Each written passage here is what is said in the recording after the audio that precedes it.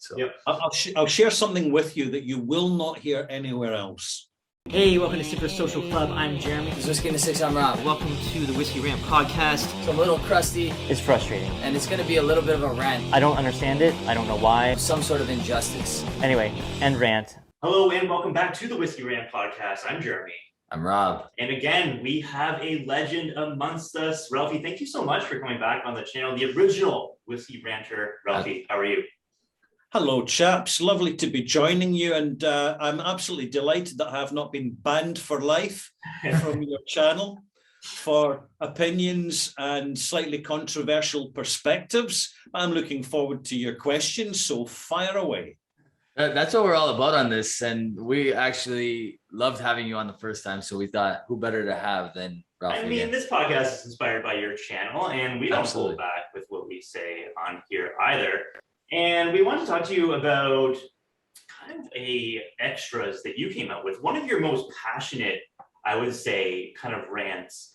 And that's a topic that you had talked to us briefly about before. Yeah. And that's another Canadian distillery getting a little bit of buzz from the Scotch Whisky Association for another distillery using a Scottish-like name in their distillery, and that's the Caledonian Distillery in BC, in Victoria. Yeah, Macaloni's is the name of the actual brand, I guess. Macaloni's Caledonian, and this one in particular is a year old exactly, so they can't actually call it whiskey. 46%, but it's the only one that was available at the LCBO. Picked it up so that we could talk about it today. Have you had a chance to try it yet, Ralfy? It is completely unobtainable where I am, but could I just say I find it highly amusing that with your Canadian politeness, you're describing a lawyer's letter from the Scotch Whisky Association as, quote, a little bit of buzz. You define it a little more drastic than that. So what do you know? Like, if you want to just kind of reiterate briefly what your rant was about. Right. The rant started really back in 2008 when I was kind of starting to explore more of the diverse alternatives to Scotch whisky, which were becoming available through London retailers and that you could buy online. Because that's the great advantage of the big online specialist retailer, is they can bring in these very small batches of curiosities that you've never encountered before and give you a chance to buy a bottle and check it out. And one of those bottles was a Canadian whiskey from Glenora Distillery called Glenbreton. It was 10 years old. It was very light coloured and I was very intrigued. And so I bought a bottle. And at that point, when I was checking out online, doing a little bit of malt research, that's when I discovered that there was a lawsuit taking place where the Scotch Whisky Association were objecting to the use of the word Glen in Glenbreton as a bottling, despite the fact that it very clearly stated in the label that the whiskey was made in Canada, and then on top of that, it had a great big visible red maple leaf, for those that didn't want to read the words. And that's really what kick-started Ralfy.com as a whiskey review channel, because it had an accident when I tripped over a scooter on a sand dune in St Andrews in the east coast of Scotland. And for the first time in my working life, I was off for a prolonged period because I had damaged my shoulder quite badly. So I wasn't fit for work. So once the pain had subsided, it was my brother suggested that I get a little video camera and do something on YouTube, which was only 4 years old. It started in 2004, 2005. And I mean, these were the early days, guys. This was, I was loading files in dial-up. Yeah, I remember those days. It was pre-Bothy days, right? Yeah. Pre-Bothy days, yes. When I was in the back room of the house and reading off my carefully noted whiskey script, and so as to get the descriptors in. So we've moved on a bit since then, but that's actually been, 12 years now. And it was a Canadian whiskey that really started it, which now appears as Ralfy Review number 2. Because I put Talisker 10-year-old as Ralfy Review number 1, simply because it was a very visible Scotch whisky, and that's what my channel was about. And I got absolutely no audience at all until someone slagged me off online, which of course is the best sort of publicity you can get. And then within 2 weeks, I had 1,000 subscribers, and I've never looked back. And that was a situation in which the actions of the Scotch Whisky Association had quite a significant input. It was a valuable motivator because as a Scotsman, I really took cultural offence to the appropriation of authentic Scottish culture by a trade representative body for purely commercial expediency and convenience, when in fact there is a huge Scottish culture present in the modern nation that is Canada, and to try and dismiss it, negate it, and cancel culture it is just absurd. And in fact, one of the words I used, now that it's reared its ugly head again with the victimization of Macaloni's, single malt Canadian whiskey, malted barley whiskey from Victoria and Vancouver Island, is that I regard it as a form of cultural racism, that the Scotch Whisky Association are claiming that they own Scottish references for their product, which they appropriated purely by default and their own convenience many, many years ago, simply as a form of marketing identity. I don't think they have any right to do this. And furthermore, I think they're wasting a considerable amount of money supplied by buyers of Scotch whisky on this action. They didn't win last time, and I don't see them winning this time. And I think I'm going to add to it a little bit. Guys, you know to expect me to be a little long-winded in my answers, so I'm just going to push on through because this matters. And that is the fact that there is evidence to show that the Scotch Whisky Association approached the European distributor for Macaloni's whiskey and asked them to stop distributing Macaloni's whiskey because it had the word Mac in it. It had Scottish references. Wow.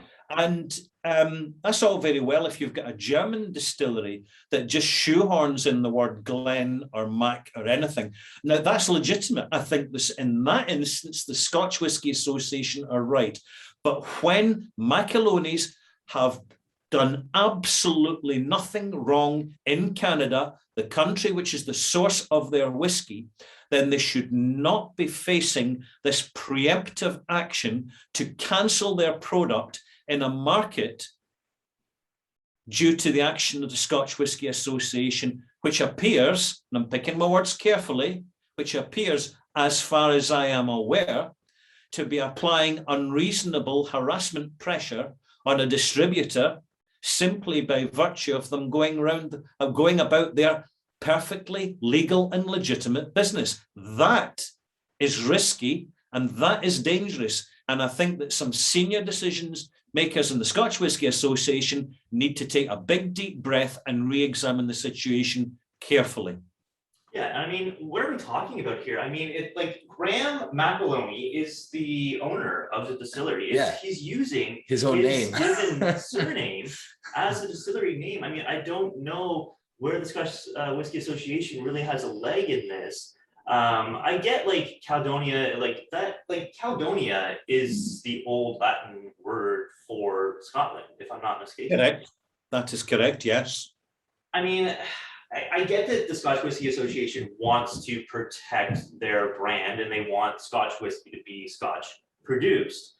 There nowhere on this does it say the word Scotch. It says product of Canada right on the back. It's not even called whiskey. I mean, this bottle's not. No. I don't get the muscle flex it seems like they're trying to produce here with their lawyers and really trying to set a precedent that if you put any word that is associated with us in your bottle, we're going to come after you. Yeah, and to piggyback on both of your comments, even Caledonia, that there's places in Ontario called Caledonia. There's townships, and and small cities that are called Caledonia. So how do you stop someone from naming like Macaloni's from Caledonia? Well, where he's from, it could be very well be a Caledonia in BC or in Vancouver Island or Victoria. Sorry, it's very silly to me to say you can't use your own name because it sounds too Scottish, Right. and we're gonna mistake other people. Consumers are gonna mistake it for Scotch, and I also don't understand. And maybe you could speak to this. What's the fear? What is the Scotch Whisky Society so afraid of? Like, we live in 2022 where people are producing whiskey all over the world, and imitation is the best form of flattery. And ultimately, if Scotland's producing their whiskey at a high quality and they continue to do so, then they really don't have anything to worry about, do they? And they do have something to worry about if not all their whiskey is produced to high quality. Right. And in fact, in the global market, if they're outperformed by other countries producing better quality spirit at a better and more accessible price. Mm-hmm. It's simple commercial instinct. And to add a little bit more to this current conversation, there's a real inconsistency which looks really quite unprofessional. And that is the fact that Macaloni's have quite literally been singled out, yet McCarthy's Oregon single malt whiskey in the US hasn't, as far as I'm aware. Glendalough Irish Whiskey Distillery in Ireland hasn't been singled out, as far as I'm aware. Macmura in Sweden hasn't been singled out for Mac, as far as I'm aware. And how about Bagpiper and McDowell's in India?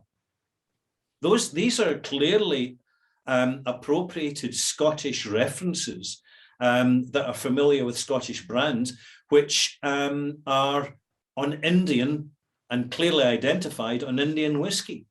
So there is a significant selectivity going on, which really draws attention to the fact that perhaps there are some decision makers in the Scotch whisky industry that are concerned about the capacity of Canada to produce consistent world-class single malt whiskey, which begins to outperform some brands of Scotch whisky, because the intrinsic quality of these Scotch whisky brands is unfortunately starting to be neglected.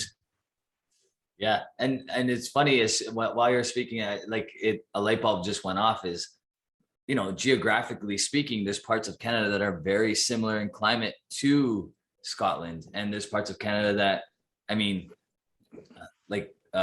on the map, like you can almost draw a line across from Scotland to parts of Canada. So I wonder if that's the fear, is that the similarity in climate could lead to, like Ralfy's suggesting, just equal, if not better quality. Now, I think where Scotch will always have a huge advantage is that Macaloni's and Shelter Point and Two Brewers, which are in my opinion, the up and coming single malt producers in this country, their disadvantage is they're new to the game. So the cost of producing is so much higher. Whereas Scotland has these distilleries for years and years and years.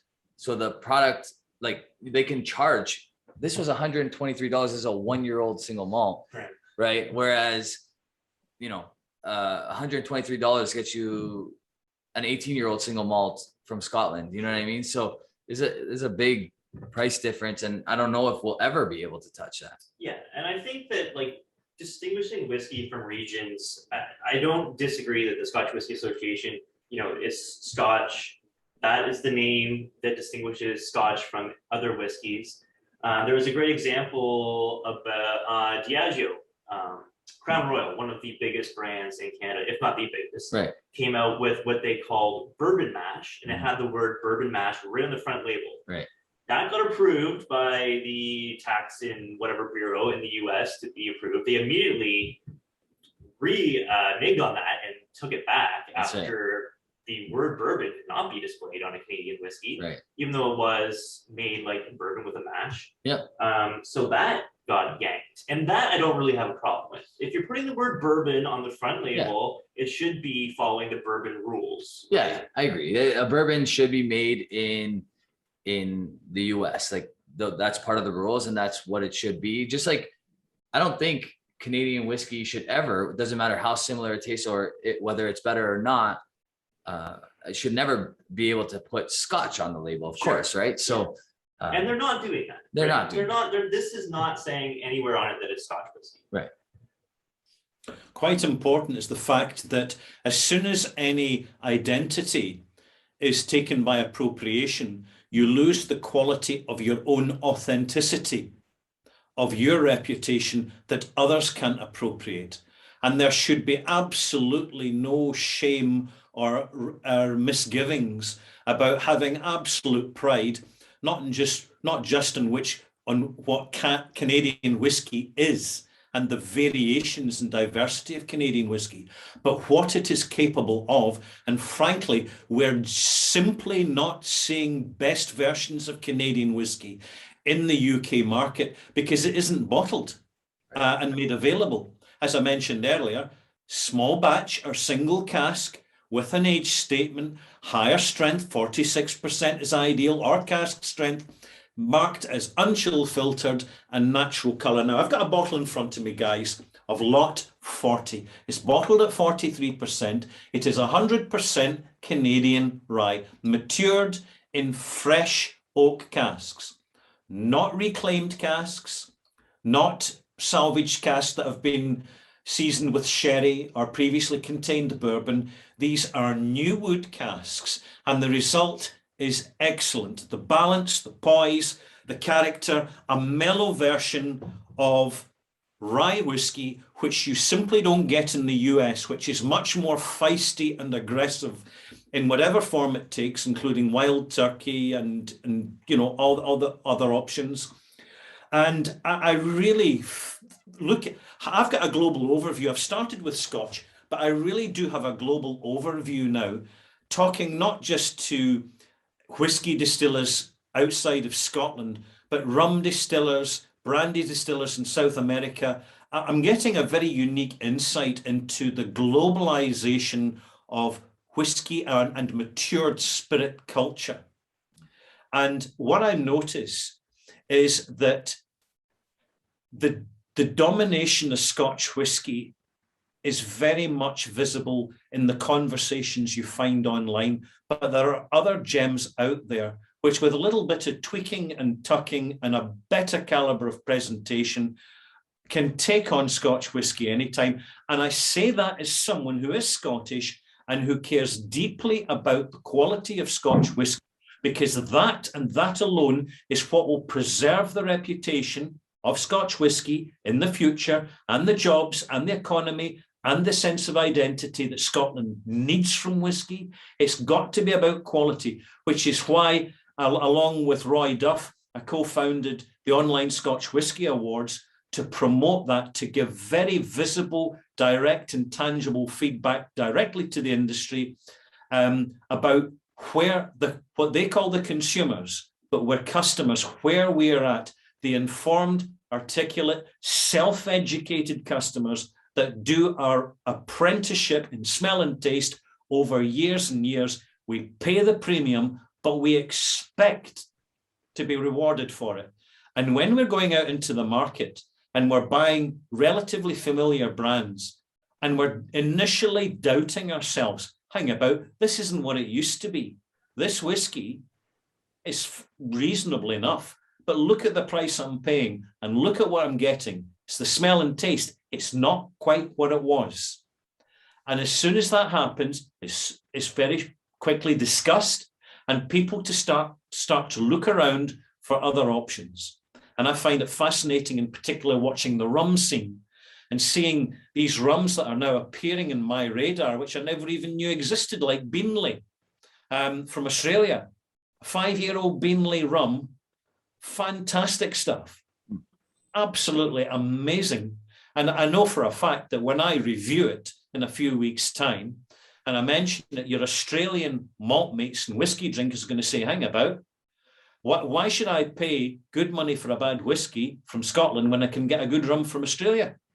Yeah, From my own country. it's a good point. Yeah, that's a good point going to back on your point about the Scotch Whisky online, Scotch Whisky Awards, and really with the focus of quality and good value for money. Ralfy, you've been along the ride for a very, very long time. You've seen the ups and downs of the market. Do you remember in 2013, you reviewed a bottle of Pappy Van Winkle 20-year-old Kentucky Straight Bourbon? Do you remember what you paid for that bottle at the time? Yeah, £95, $190. Do you keep up to date with current market trends on, super collectible bourbons or other Scotch whiskies like that? Do you have any idea what that bottle goes for nowadays? Yes, I do. You mentioned earlier, Jeremy, the ups and downs of whiskey. During my time as a reviewer, it's generally been up and up and up, and it can only go so far. Something's going to give because something always does. Yeah, I want your opinion on that, because obviously the whiskey market now, it seems like whiskey in general, it's become more of almost like a stock commodity where it's it's purchased, it's not meant to be drank, it's more of a collector and an investment opportunity. It's an NFT. It's a tangible NFT. Bottles just exchange hands, they never get opened. It's a stock, it's not a consumable anymore. That's right. Where do you see this going? Is there going to be a bust? Because I know a lot of people keep saying that. They keep saying about the housing market here, it never happens. It hasn't happened yet. Not yet. The prices keep going up. You say that it needs to come to an end. Where do you see the whiskey market as far as collectability, investment opportunities are going in the future? Right. I'll start with what Rob's just said, that whiskey is a tangible NFT, non-fungible token. Non-fungible tokens are basically based on the greater fool theory of investment, that I'll buy something and I'll pay something for it, and sooner or later someone will pay more. This is the old trick, whether it be back in the 17th, 18th century with Dutch tulips, or more recently with Swiss watches, vintage French handbags. You have these alternative commodities which have become asset class investments. We've now, to understand this, you've got to look at the last 10 years of the global stock market, in particular the S&P 500 and the New York Stock Exchange, which represents the top performing 500 companies. And they have absolutely soared in value due to a combination of wishful thinking, greater fool theory principle, and low interest rates. And you have people who are borrowing money to invest because they've only known the good times of the last 10 years. Now, this has led to an overinflated market where, if you know about these things, the price to earnings ratio has got higher and higher and higher for many companies, so that in fact for real investors it's been a very bad time to buy. They're holding off until the stock market crashes, so that long-term institutional investors have been diversifying out of the stock market, particularly hedge funds, and they've been looking for other ways in which to tangibly invest their wealth with some sort of perceived security. And so they get in at the bottom of the elevator, so to speak, and they'll buy up some Swiss watches, some vintage wines. They'll then pump it and promote it, rather like cryptocurrencies before cryptocurrency appeared. And then up it goes in value, it becomes fashionable. And you talk to any antiques dealer, you will find that certain styles of porcelain, pottery, artworks, watercolors, silverware, it becomes fashionable, the price rockets, then people lose interest, and then it crashes back down again, and the whole thing rinses and repeats. And that is what's happening with whiskey. I'll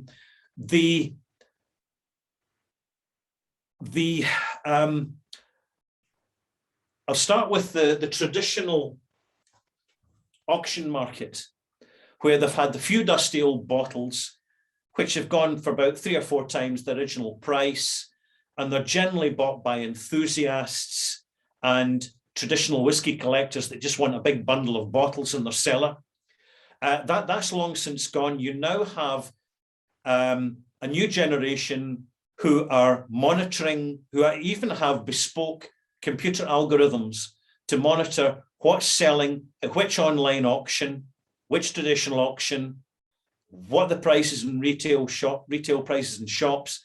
They put it through the calculation matrix and come out with it. Rightio, this whiskey is going to be the next big thing, the next big inflatable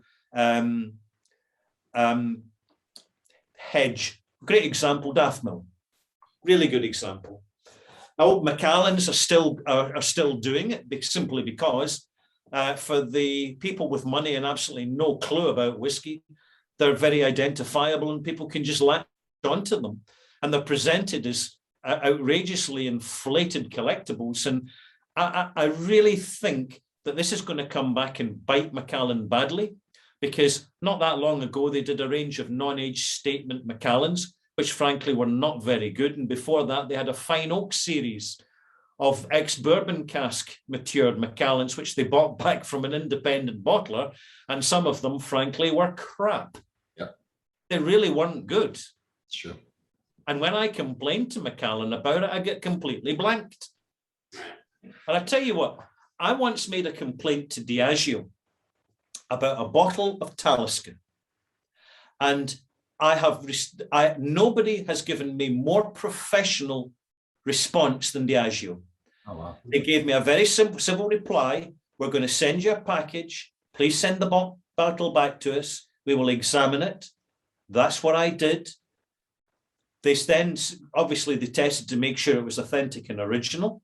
They chemically analysed it and all the rest of it for any possible contamination, and then send me vouchers to replace the value of it. Nobody has treated me more professionally in the course of a complaint than Diageo. But having said that, I very rarely have cause to complain to any small distilleries, because small distilleries is where my focus is. And recently I've done a run of widely available mainstream brand single malts, some of which are fine, some of which are most definitely not fine. And I'm just being honest. That's all it is. It remains an opinion and a perspective. But it's the little distilleries that and independent bottlers is just where my interest is gravitating to, because you have less leverage going on from collectors in that sector who are churning up the price, because as soon as a bottle goes into auction, it starts to get pumped. And I'm going to tell you exactly how they pump a bottle. What happens is a small distillery may bring out their inaugural release, or alternatively, an independent bottler brings out a particularly good version of some whiskey. So what happens is this gets spotted on the bespoke algorithm of the speculator, and they go out into the market and they buy as much of that batch as they possibly can. So they'll approach retailers and say, I'm not in to buy a bottle. I will give you 50% extra to buy all your cases. Some retailers knock them back. Other retailers sell them. And yet more retailers say, hang about, something's happening. We'll sell one bottle and we'll hold the rest in the back of the shop and see what happens to it. And then what they do is they put a single bottle out that batch into several auctions, and they make sure that their buddies pay 4 times the original price for it. That triggers the demand. That triggers the conversation, which they stimulate through social media. And then all of a sudden, there's a feeding frenzy for that particular version of a whiskey, at which the speculator has got a monopoly of the releases, well, as much as they possibly can. Even if they don't have much, they've still got a head start on most. So never underestimate the amount of manipulation that goes on. And it's not just fakes. Fakes are appearing in auction. Wow.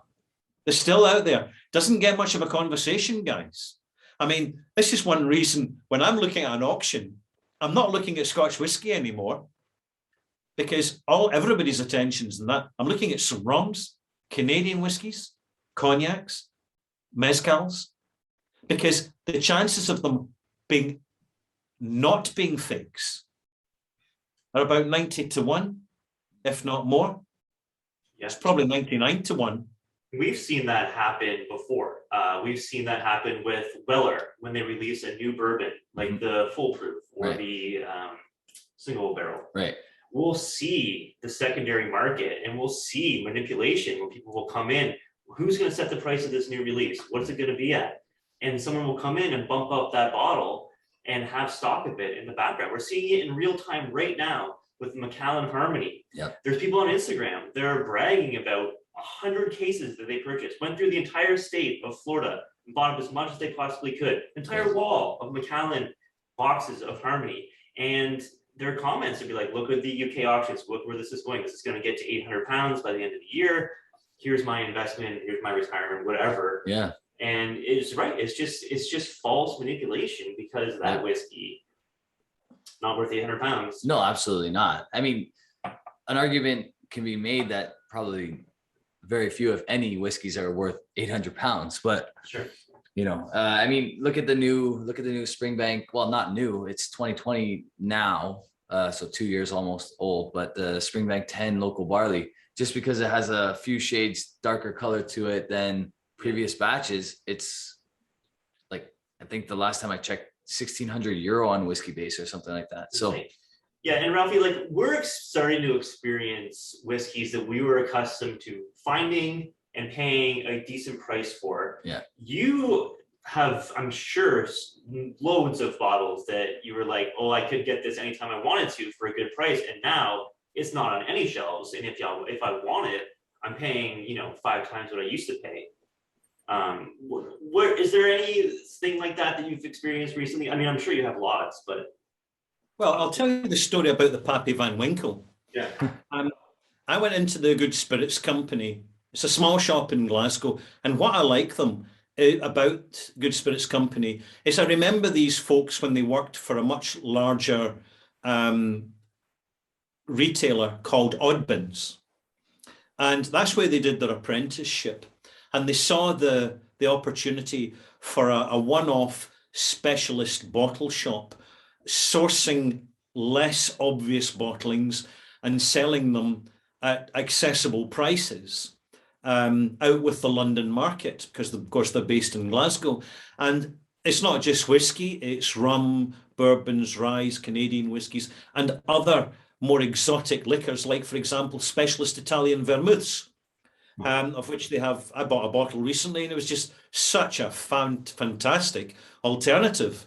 And so I've kind of followed their progress with interest, because they're rather like a small shop is like a small distillery. When you know the people personally, you know their backstory, you get to know where they're going. You're not getting any sanitized version. You get an honest reading of what's what. And also they've made me welcome when I've popped my head through the door. Like some small, there's some small distilleries I just wouldn't visit because, frankly, I'd get a frosty reception. Whereas there's other distilleries, they're delighted to see me. They know just to give me a cup of tea and a wee dram, and I walk through the premises, and everything's absolutely fine, and we can sort of, just have a kind of general chat and shoot the breeze, so to speak, for a few hours, and it's a good one. I might even record something at the distillery, although I've not done that recently due to pandemic lockdown. But I went into the Good Spirits Company really to do a walk-through video, just showing what's on the shelves of a specialist whiskey shop in Scotland, because people are interested. And I happened to be, as I was scanning along, there was a single solitary bottle of Pappy Van Winkle, 20 or 21-year-old, I think 20-year-old, and it was £90 a bottle. And I got a comment from a malt mate saying, hey, Ralfy, see that price, buy it. So I phoned up the shop and said, right, can I buy that bourbon-y thing? I'm not planning any bourbon reviews, but what the hell, So I bought it, they posted it out to me, and I thought, right, well, let's do a review on this. just at the point where it was starting to be pumped like mad. And I have to say, I found it quite entertaining to see the outrageous hype that Pappy Van Winkle producers have engaged in. Their sense of melodrama, theatre, and exploitation of gullible consumers who are paying far too much for far too little and don't have the sense to realize the difference. Yeah, recent auction prices that I've seen. Now, provided that your bottle, you reviewed it in 2013, you may have had a 2012 bottling. That would have been the last year of potential Stitzel Weller distillate, which those command more money on the secondary market. About $3,000 US, 2,600 British pounds is where that bottle kind of is right now, give or take. I'm sure it's even more. So yeah, I mean, 20 times almost what you paid, or it's five, 6. I mean, it's crazy to see the elevation of the market with those. Let me ask you a question here, guys. Give me a ratio, 100 to 1. What percentage of Pappy Van Winkles are potentially fakes? Ooh. That's a good question. Quite a few, I would say. The secondary groups that I've been a part of, and they've done a good job of scoping out fakes, recording the bottle number on that, and spreading that information around. Okay. But I would say quite a few, especially when people are selling through social media accounts, right? And there's really no way of betting them.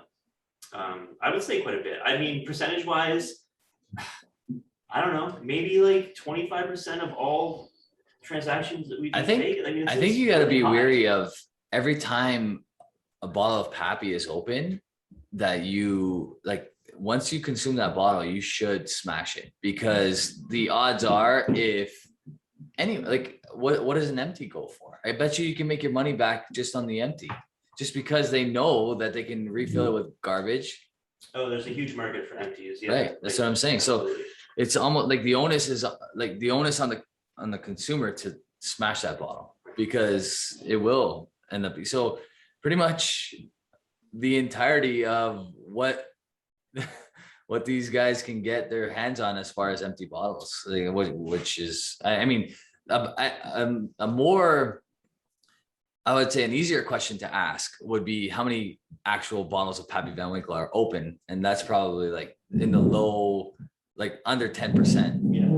Under 10%. Sorry for all the background noise. Because of the time, my children are still wide awake and upstairs. So. Oh, bless them. Now, just to kind of bring just to a wee point you made there, Rob. It's up to the buyers and the consumers of Pappy Van Winkle to smash the bottle once it's empty. Well, I got to tell you, from where I'm sitting in the bothy, I don't hear the sound of breaking glass anywhere. Yeah. Be realistic about it.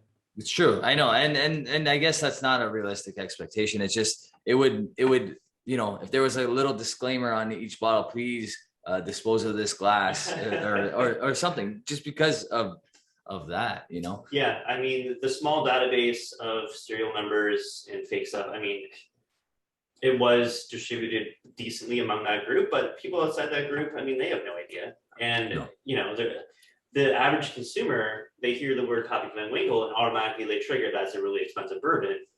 And someone who doesn't know that much could easily buy that bottle as a gift, as whatever. And completely fake. So a little sidebar here.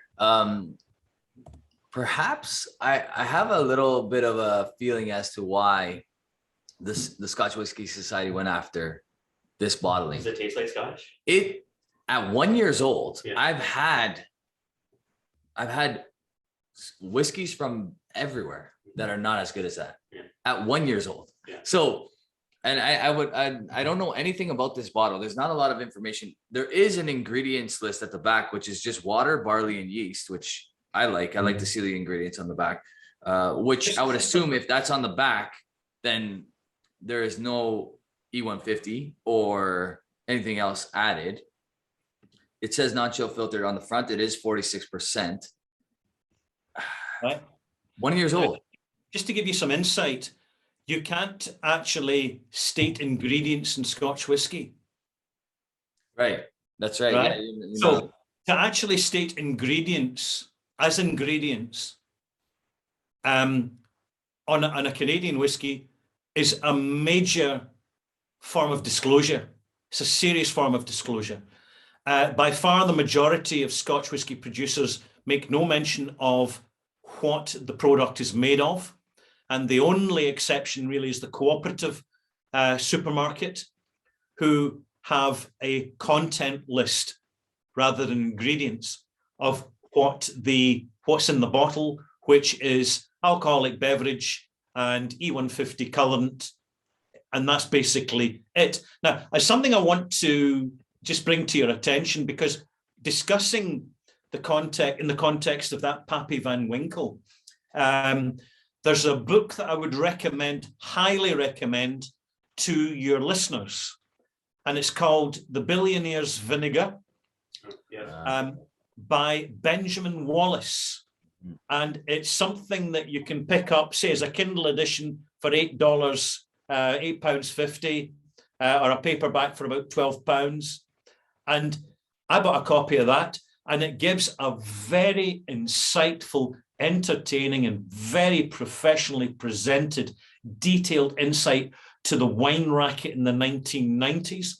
And I think that the whiskey scene situation at the moment very much reflects and is in parallel with what happened in the 1990s, where you had prominent individuals, one in the US and one in Europe. There's a guy called Hardy Rodenstock in Europe and Rudy Caruzawan in the US, who basically pandered to people's snobbery and pretensions by having these rarer and rarer wine gatherings and meetings, selling bottles privately at considerable expense, many of which were in fact fakes. And this book gives you some really good, very well researched detail into it. And I think that's the best singular form of reference for anyone who's into whiskey and wanting to know what's going to happen next with the overinflated and overpriced whiskey scene, which is getting harder to sustain because we're now in a period of economic inflation and hardship. Disposable consumer income is reducing significantly in the short term with rising energy prices, rent rates, and general cost of living. People are cutting back. And one reason they're saying is, I'm cutting back for my health, because more and more, due to social profiling, when people are looking to get jobs or get promotion in their jobs, or whether they're looking to get health insurance or a better rate of house insurance, or whether they want to improve their social credit rating or their monetary credit rating, they're going to organizations who are paying money to companies who siphon and harvest personal information off the internet. And when anyone appears pished in a video on Facebook or Instagram or any other social platform, particularly if they're behaving in what is perceived to be belligerent, aggressive, or any other cancel culture style behavior, this is going to have serious impact. And people are now just putting the pieces together in this and saying, hang about, I've got to be careful about where and when I'm drinking alcohol. Yep. I cannot stand in a pub and just give off my opinion after half a dozen whiskeys the way I used to, because someone's standing 6 feet away with their mobile phone, pretending to be texting, recording it all, and then seeing how much they can make out of it on their social media platform. Wouldn't that be a great Ralfy's extras? When it comes to doxing, I do it myself. And I think that's a great message for, especially like even people younger than us with social media the way it is. I mean, our age group, we've kind of got to the outskirts of that where it hasn't been in our most vulnerable times. Yeah. I can't imagine in our early 20s, late teens with social media the way it is nowadays. Yeah. So, well, the books, Ralfy, why don't you tell us really quickly where they can find your books and. Oh, bless. Thanks for the plug, guys.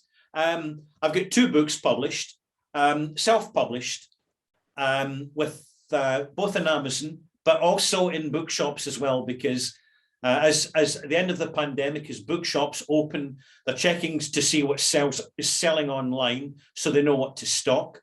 So I've got Search for a Whiskey Bothy, which is my first book, which is really just the journey from my first drop of whiskey to actually arriving at the bothy and setting up my little malt base here. And the second book is Stories from a Whiskey Bar, which is a couple of chapters left over that didn't fit into the first book. And then I've added more. They're fictional stories, but they're factually based. And they're just the characters I've met over the years in relation to whiskey. So the stories are not necessarily about, some of the stories are not necessarily about whiskey, but about the characters and their relationship with whiskies. So I've got a historical chapter in there called The Year is 1824, which was a hugely important year for Scotch whisky. And I did some historical research and spoke to an antiquarian about it. And actually visited a few years ago the site of an old hooching still up in the banks of Loch Lomond, and put it all into context in a chapter there in that book. And my third book I'm writing at the moment is Life, Death and Whiskey, which is really more about my connection with whiskey through being an undertaker for over 20 years. Because when you're dealing with life and death, because the two are inseparable, it has a bearing in how you connect with whiskey. You don't connect with whiskey sentimentally so much as you can connect with it philosophically, because of the gravity and the situations you come across in the job, whether it be something horrendous or something absolutely ridiculous, because you get so many sometimes bizarre situations in that job. And throughout it all, you've got the character that is Glasgow, the city, which is a fascinating city, which I can never quite remove myself from. And inevitably, I do find myself in a Highland bothy, somewhere in Scotland, musing under the stars, and discoursing about UFOs. That's the beauty about whiskey, right? It always leads to conversations, and that's what we love about it. Absolutely. Ralfy, thank you so much for joining us. It's always a pleasure having you on. We are huge fans from the very beginning, and it's always an honor for us to speak with you. Wonderful. I'm not going to get you banned from social media now with my forthright and insensitive comments. Not at all. I think we've said the things that if we haven't got banned by now, we might not get banned. Yeah, I'm hoping to make this at least an annual thing, and if you're willing, that would be a great thing. Absolutely. If we're not breaking the set, and if we're not talking some controversial content, we're not doing due justice and due diligence to the world of whiskey, because that's what whiskey is all about. Absolutely. Well, perhaps whether some big companies like it or not, and some small ones. Ralfy, it's been great. Thank you so much for joining us, and thank you, Jeremy. Yeah, thank you so much, Ralfy. Really, really appreciate it. Cheers. You're very welcome. Next time on the Whisky Rant Podcast. I am speaking to Bowmore because I just acquired the 21-year-old Aston Martin. When Bowmore wants to, have you tried it yet, Ralfie? Absolutely wouldn't touch it with a barge pole. No chance. No chance. You've got to be kidding me. It's the Aston Martin. Oh, it's a big, high prestige mark. Look at it, and they've got the logo on it. How much do you think Bowmore have paid for that?